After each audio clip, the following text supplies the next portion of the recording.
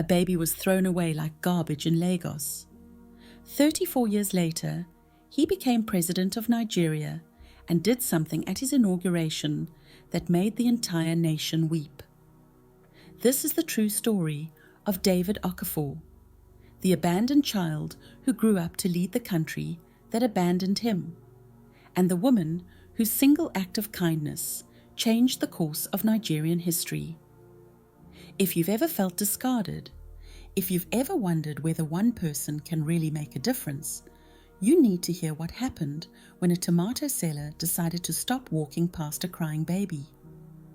Hit that subscribe button, because this story will restore your faith in humanity and remind you that sometimes the most powerful people in the world come from the most powerless places.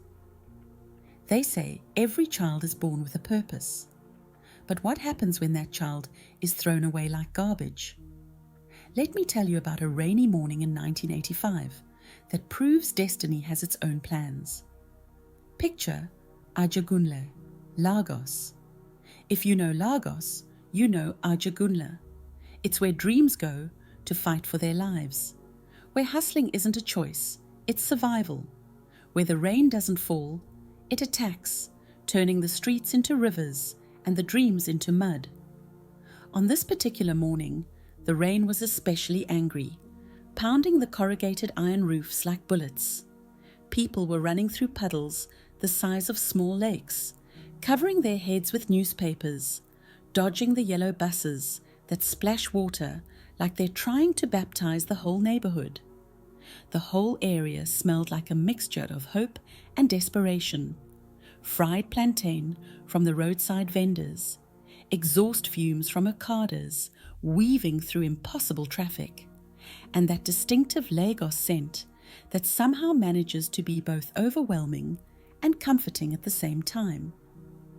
But in the corner of all this chaos, beside a public toilet that had seen better days, wrapped in newspapers from yesterday's news, and lying in a broken plastic basket that someone had probably thrown away weeks ago, was something that would change Nigerian history forever. A newborn baby, still breathing, still crying, still fighting for life with everything his tiny lungs could manage.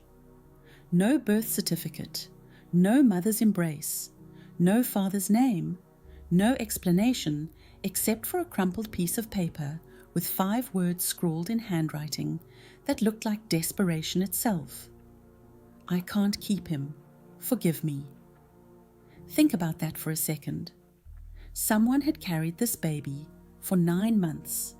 Someone had felt him kick, had talked to him, had probably imagined his future. And then, for reasons we'll never fully understand, that someone made the hardest decision a human can make. They left him. In Lagos, that morning, hundreds of people walked past that basket, stepped around it like it was a pothole, averted their eyes like looking might make them responsible. And you can't blame them. This is Lagos, where everyone is carrying their own impossible load, where stopping to help one person might mean not being able to help your own family. But one woman stopped. Her name was Efemena Okafor, though everyone in the market called her Mama Efe. 53 years old, widow for the past 5 years, tomato seller in Alaba market, with hands that were permanently stained red from her work. Let me paint you a picture of Mama Efe. She woke up at 4 a.m. every morning to get the best tomatoes from the early suppliers. She could spot a bad tomato from 20 feet away and bargain in 3 languages: English, Igbo, and the universal language of market trading that somehow everyone in Lagos understands. On a good day, she made maybe 500 naira. On bad days, and there were plenty of those, she would go to bed with nothing but water in her stomach and prayers on her lips. She lived in a face-me-I-face-you house where 10 families shared 1 bathroom and privacy was a luxury no one could afford. Her room was barely large enough for the mattress on the floor and the kerosene stove that served as her kitchen. But when she saw that baby, crying in that broken basket, soaked by the rain that was still coming down, like God was washing the world clean. She didn't see a burden. She didn't see a problem. She didn't see someone else's mistake or a complication she couldn't afford. She saw a gift from God. She picked him up, pressed him against her chest, and whispered words that would echo through the corridors of Asa Rock 34 years later. "You're not trash, my son. You are precious. I will call you David." David, like the shepherd boy who became a king. That decision, that single moment when Mama Efe chose love over convenience, changed everything. Not just for that baby, but for an entire nation that didn't even know it yet. The next 18 years were a masterclass in raising a child with unlimited love and severely limited resources. Every morning, Mama Efe would strap baby David to her back with a faded Ankara cloth that had been her grandmother's and carry him to the market.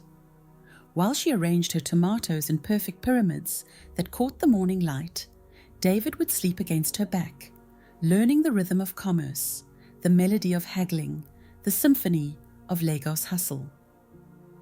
As he got older, David graduated from riding on her back to helping with the business. At age 6, he could count change faster than most adults. By age 8, he was selling pure water in plastic sachets to the customers waiting in Lagos traffic, dodging between cars with the fearlessness that only Lagos children possess. Mama Efe would watch him weave through that traffic, her heart in her throat every time, but knowing that this was how Lagos children learned to survive. You don't protect them from the hustle, you teach them to hustle better. At night, after the market closed and they had counted the day's earnings, Mama Efe would teach David everything she knew. She taught him prayers in Igbo, even though she wasn't sure he would ever meet his biological family. She taught him respect for elders, even though he had no biological elders to respect. She taught him that money was important, but character was everything. But David was hungry for more than Mama Efe could give him. Not more love.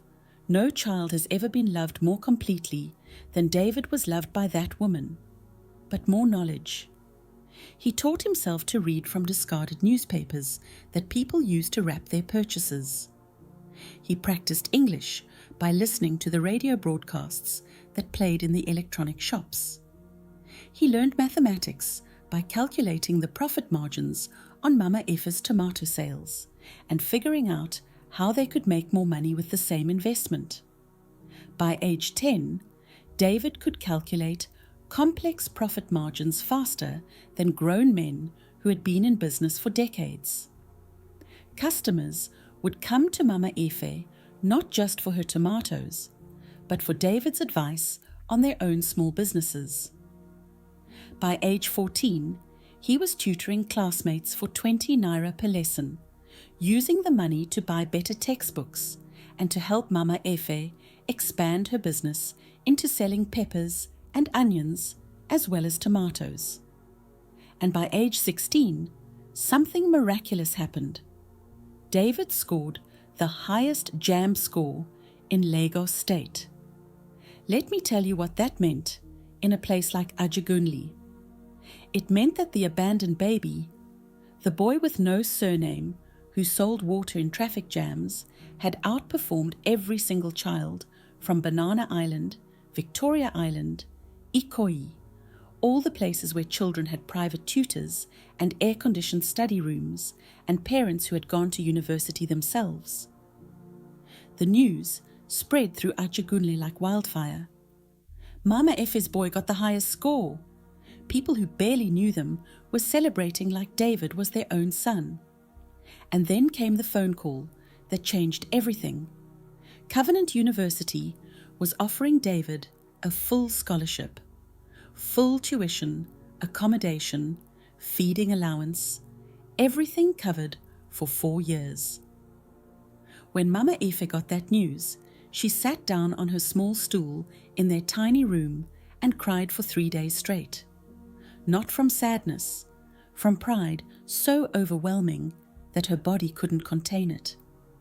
"My son," she whispered, holding his hands in her tomato-stained fingers. "You are going to university. You are going to be somebody." "Mama," David said, and his voice was already getting deeper, already sounding like the man he was becoming. "I am already somebody. I am your son. That will always be enough." But they both knew this was bigger than being enough. This was destiny announcing itself. At Covenant University, David didn't just study. He devoured education like a man who had been starving for knowledge his entire life. He studied business administration, but he also audited political science classes, economics classes, philosophy classes.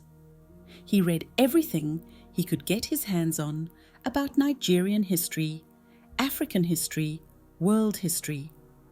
His professors noticed him immediately, not because he was the smartest student, though he was brilliant, but because of how he approached learning. Like every piece of information was precious, like every lecture was a gift he couldn't afford to waste. He graduated as class valedictorian, but more importantly, he graduated with something most of his classmates didn't have: an understanding of what ordinary Nigerians faced every day. While his classmates were planning careers in investment banking and oil companies, David was planning something different. At 25, he became the youngest gubernatorial aide in Nigerian history, working for the Lagos state governor on youth empowerment programs. At 30, he was appointed State Commissioner for Education, revolutionizing how Lagos State approached public schooling. At 33, he was elected senator representing Lagos Central, running on a platform that no one had heard before. Government should serve the people who need it most, not the people who can afford it. Every speech he gave, every policy he wrote, every decision he made was guided by one simple question: what would help someone like the boy I used to be?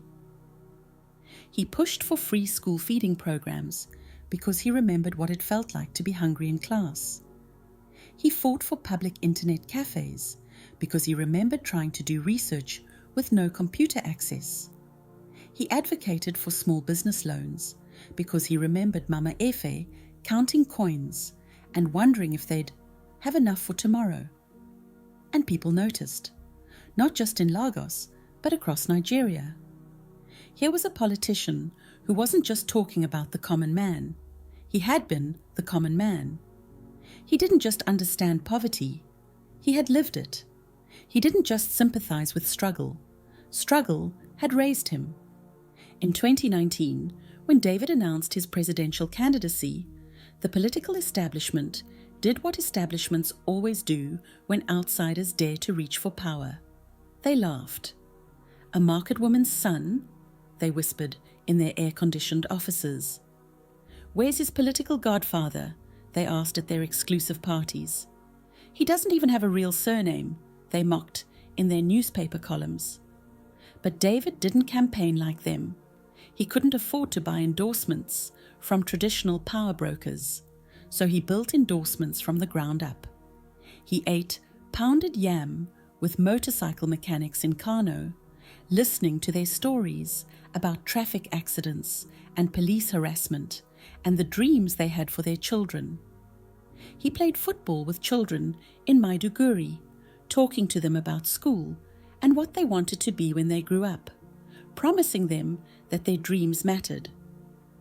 He prayed in churches in Rivers State and mosques in Sokoto, speaking about unity and understanding and the Nigeria that existed beyond the headlines. He sat with market women in Onitsha who reminded him of Mama Ife, listening to their concerns about taxes and infrastructure and the small businesses they were trying to build. And everywhere he went, he told the truth. I don't come from wealth. I don't come from power. I don't come from connections. But I come from you. I come from the Nigeria you know, where neighbors help neighbors survive, where community raises children, where we make something beautiful out of nothing, because that's what Nigerians do. The rallies grew larger. The crowds grew louder. The message spread from village to village, state to state, carried by people who had been waiting their entire lives for someone who understood their story because he had lived it. Election Day 2019 arrived like a thunderstorm. You could feel the electricity in the air, the sense that something historic was about to happen. The votes started coming in around 8 p.m. Lagos, David won. Kano, David won. Rivers State, David won. Cross River, David won. By midnight, it was clear. The abandoned baby from Ajegunle had been elected president of the Federal Republic of Nigeria. But if you think that was the most powerful moment of this story, you're wrong. The most powerful moment came 3 months later, on Inauguration Day. Traditionally, Nigerian presidents arrive at Eagle Square in a presidential convoy, black SUVs with tinted windows, sirens blaring, security motorcades stretching for blocks. David Okafor walked in holding Mama Efe's weathered hand. Picture this. 68-year-old Mama Efe, still wearing her market wrapper, still smelling faintly of tomatoes, still carrying herself with the quiet dignity of a woman who had raised a president without ever expecting a thank you. The crowd fell silent as they watched this scene. The incoming president of Nigeria, walking slowly to accommodate the pace of an elderly market woman, their hands clasped together like a grandmother and grandson heading to Sunday service. When they reached the podium, David helped Mama Efe to her seat of honor in the front row. Then he took his place to be sworn in as the leader of 200 million people. But after the oath, before his inaugural address, David did something that no Nigerian president had ever done. He stepped down from the podium. He walked to where Mama Efe was sitting. And in front of the entire nation, in front of international dignitaries, in front of the world's cameras, President David Okafor knelt before the woman who had saved him. "Mama," he said, his voice breaking, 34 years ago, you picked me from the gutter when everyone else walked away. You gave me life twice, once when you saved me, and again every day when you chose to love me. Today, this country has chosen me to lead them. But this seat, this honor, this moment, it belongs to you. Everything I am, everything I will ever be, started with your decision to stop. Your decision to see value where others saw waste. Your decision to choose love over convenience. The silence in Eagle Square was deafening. 50,000 people holding their breath. Then Mama Efe reached down and cupped her son's face in her hands. Hands that had sold tomatoes for decades to pay for his education. Hands that had worked 3 jobs to keep him in school. Hands that had never stopped believing he was destined for greatness. "My son," she said, her voice carrying across the square through the microphones, "you were never abandoned. You were delivered. God used those hands that left you to get you to the hands that were meant to raise you. Today is not your beginning. Today is your completion." The crowd erupted. Grown men were crying. Women were ululating. International journalists were wiping their eyes while trying to maintain professional composure. And across Nigeria, in millions of homes, people remembered why they had dared to hope again. Today, President Okafor's portrait hangs in every public school in Nigeria. Not because politics became pure overnight. It didn't. Not because every problem was solved in his first term. They weren't. but because his story proves something that every Nigerian child needs to believe, that it doesn't matter where you start. It matters who believes in you. It matters who chooses to see your potential when others see your problems. Mama Efe still lives in Lagos, though now she has a house with running water and electricity. She still goes to the market, though now she goes because she wants to, not because she has to. She still tells everyone who will listen about her son, though now the world knows his name. And David? President Okafor never forgot where he came from. His first major policy initiative was a national adoption program that connects abandoned children with families willing to raise them. His second was a microcredit program for market traders like Mama Efe, because he understands something that many leaders forget. Greatness isn't born in palaces. It's nurtured in the hearts of ordinary people who choose love over convenience. If you're listening to this and you've ever felt discarded, remember David's story. If you've ever wondered whether you can make a difference, remember Mama Efe's choice. The world may label you a mistake. Society may walk past your pain. People may decide you're someone else's problem. But destiny is always looking for someone with enough love to stop, to bend down, to pick up what others discard. Sometimes that abandoned child grows up to lead the nation that abandoned him. Sometimes one woman's decision to choose compassion over convenience changes the course of history. Sometimes the most powerful people in the world come from the most powerless places. This is Nigeria. This is hope. This is what happens when love refuses to walk past. If this story moved you, share it with someone who needs to be reminded that their beginning doesn't determine their ending. Hit that notification bell for more stories that prove ordinary people can do extraordinary things. And remember, somewhere today, there's someone who needs you to stop, someone who needs you to see value where others see waste, someone who needs you to choose love over convenience. You might be looking at the future president of Nigeria, from gutter to glory, from basket to ballot, from forgotten to unforgettable. This is the power of one woman who refused to walk past. This is the miracle of a child who refused to stay discarded. This is Nigeria. This is hope. This is what love can do when it decides to stay.